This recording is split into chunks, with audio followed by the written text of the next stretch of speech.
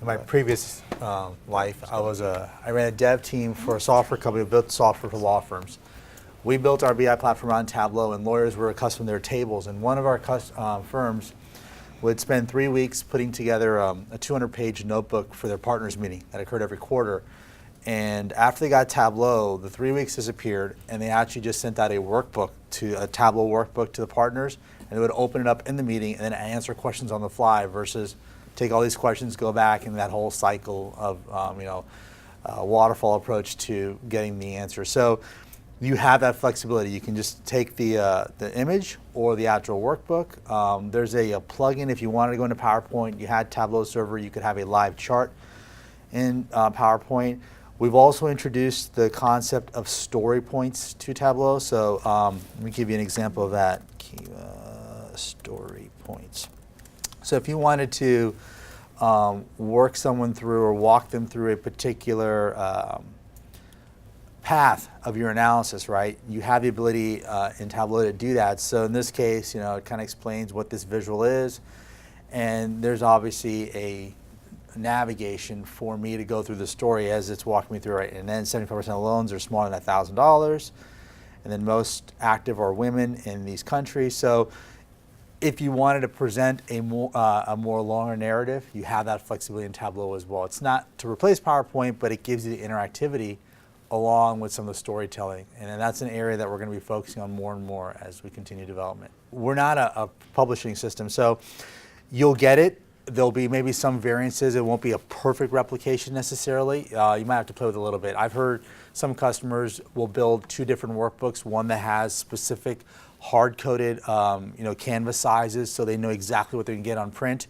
versus using one for that's web where you want to have some automatic resizing based on the device you're looking at, right? So there's different things that you can do to handle that. And that's a common question if you're writing a report or an article.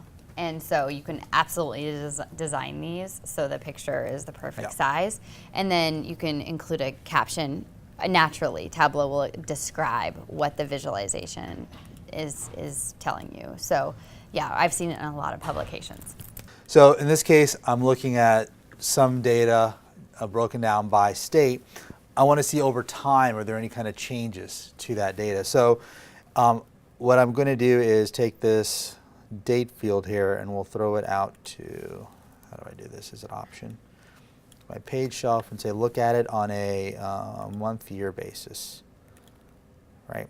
So this is showing me for January 2010, February 2010, and I can cycle my way through, or let's take it to the beginning and I can animate this, right? So now it's just going to kind of run its way through and you can speed up the animation or not. So this is the example of what you could do if you wanted to look for change over time from a visual perspective. So that would be the animation or closest approximation to it. And then the only difference between this and the web side would be on the web, you'd actually have to click your way through. There's no auto animate right now on that.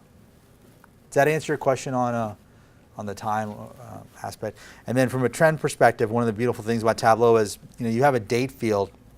Let's just take a look at this real quickly.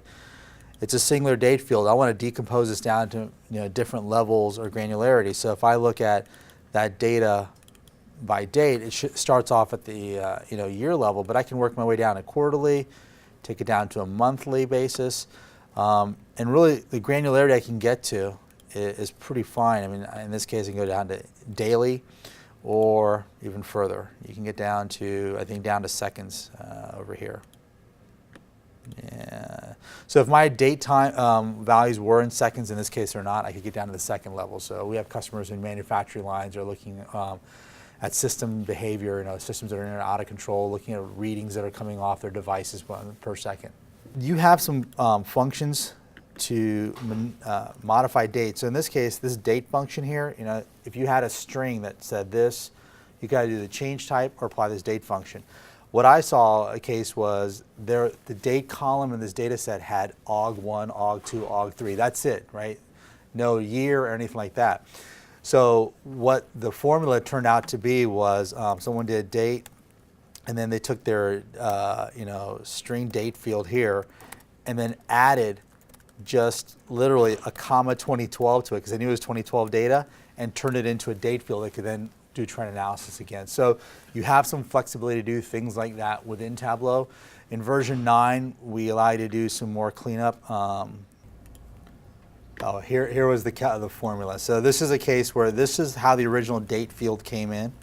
So if you look at it, that's all it was, right?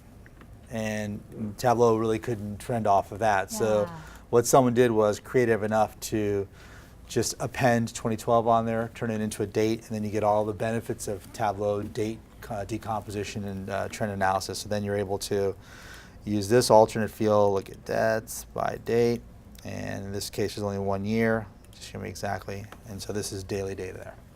It depends on which data is missing, right? If you have dates that are missing and you want to fill it in, you're able to do that. There's some options. I don't know if it's on this one or not here. You're able to show missing values, and so that way, because if you have missing data, you just have 2 points, there's no reference that there's a 3-month gap in your data, right? So if you show missing values, it allows you to accommodate that, and you're able to take care of it. There's also a great webinar that one of our Jedis did on how to use that show missing values, what we call the date domain, filling in your date domain, to be able to use the filled in values on some other calculations you might do. So that kind of stuff is on our website to really help you kind of leverage that capability to the most. On a dashboard, you can include a web page or text itself. So you could copy paste in if it's just text, and that's a rich text edit box. So you get some basic formatting capability, and I've seen folks use that pretty effectively. If your content is web-based, then you can always drop a URL and have that be in its place there. And you can also build an interaction with that web page. So if there's elements on your page that could drive that content being displayed, it could be a dynamic connection between the two. Yeah.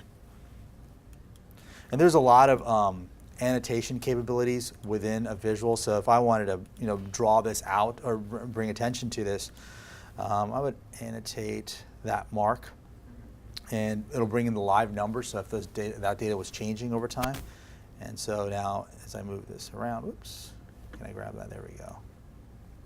So it'll be a live connection for me.